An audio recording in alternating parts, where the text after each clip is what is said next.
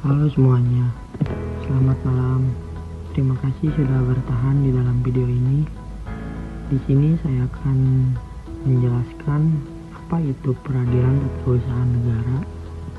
Peradilan tata usaha negara itu tersendiri memiliki pengertian, fungsi, dasar hukum, jenis sengketa, dan contoh kasus.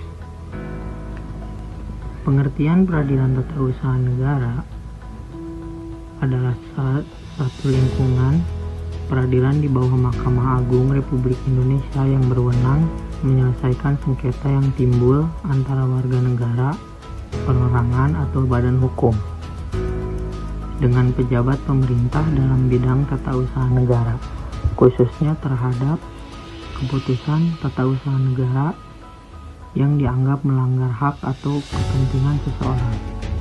Menurut Undang-Undang Nomor 5 Tahun 1986 tentang PT-UN, Pasal 1 Angka 10, peradilan tata usaha negara adalah peradilan yang bertugas memeriksa, memutus, dan menyelesaikan sengketa tata usaha negara.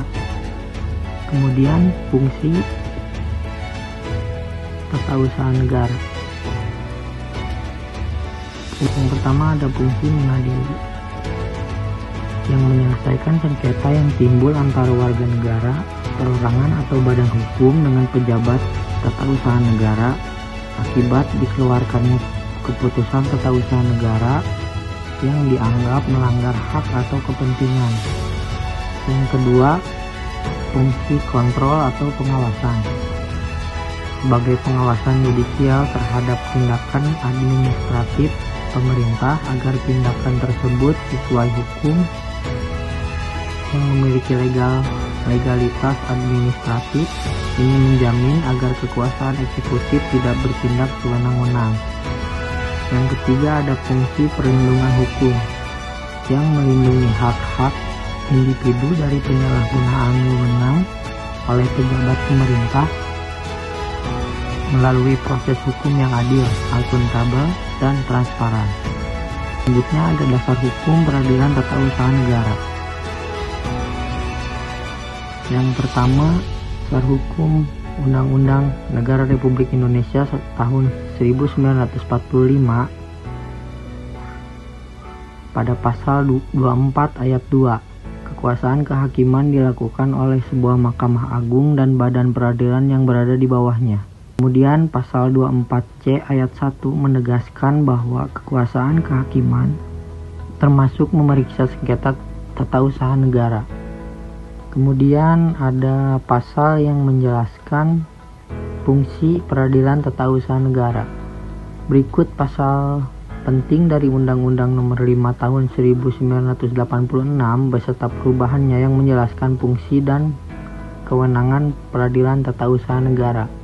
Pasal 1 Angka 10 yang berisi peradilan tata usaha negara adalah peradilan yang bertugas memeriksa, memutus, dan menyelesaikan sengketa tata usaha negara. Pasal 2-nya menjelaskan peradilan tata usaha negara bertugas dan berwenang memeriksa, memutus, dan menyelesaikan sengketa tata usaha negara. Yang terakhir ada pasal 47 yang memberikan kewenangan hakim untuk membatalkan atau menyatakan tidak sah keputusan tata usaha negara yang bertentangan dengan hukum atau melanggar asas-asas umum pemerintahan yang baik. Dan di sini ada jenis sengketa yang diperiksa peradilan tata usaha negara. Pasal 1 Angka 11 Undang-Undang Nomor 5 Tahun 1986, sengketa tata usaha negara adalah sengketa yang timbul dalam bidang tata usaha negara antara orang atau badan hukum, peradilan, badan hukum perdata dengan badan atau pejabat tata usaha negara, baik di pusat maupun di daerah, sebagai akibat dikeluarkannya keputusan tata usaha negara. Yang terakhir, di sini ada contoh kasus sengketa tata usaha negara yang memiliki judul sengketa pemberhentian tidak hormat seorang pegawai negeri sipil Identitas kasus tersebut: yang pertama, nama penggugat Andi Saputra. Yang kedua, nama tergugat Kepala Badan Kepegawaian Daerah Provinsi Jawa Barat. Yang ketiga, nomor perkara 45-G-2023 Peradilan Tata Usaha Negara Strip Jakarta. Yang keempat, Pengadilan Tata Usaha Negara Jakarta. Yang kelima, ada tanggal putusan pada tanggal 10 Oktober 2023. Latar belakang kasus tersebut: Andi Saputra adalah seorang pegawai negeri sipil yang bekerja di Dinas Pendidikan Provinsi Jakarta sejak tahun 2005. Pada bulan Januari 2023, ia menerima surat keputusan Kepala Badan Kepegawaian Daerah atau BKD Provinsi Jakarta nomor 123-SK-BKD-2023 tentang pemberhentian tidak hormat karena dianggap melanggar disiplin berat, yakni mangkir kerja selama lebih dari 46 hari dalam setahun. Kemudian Andi tidak menerima keputusan tersebut karena merasa tidak pernah mangkir kerja, dan ia mengklaim telah mengajukan cuti sakit dengan bukti surat keterangan dokter. Ia kemudian mengajukan gugatan ke Pengadilan Tata Usaha Negara Jakarta untuk membatalkan SK tersebut. Kemudian ada objek sengketanya. Surat keputusan Kepala BKD Provinsi Jakarta nomor 123-SK-BKD-2023 tentang pemberhentian tidak dengan hormat sebagai pegawai negeri sipil. Posita penggugat.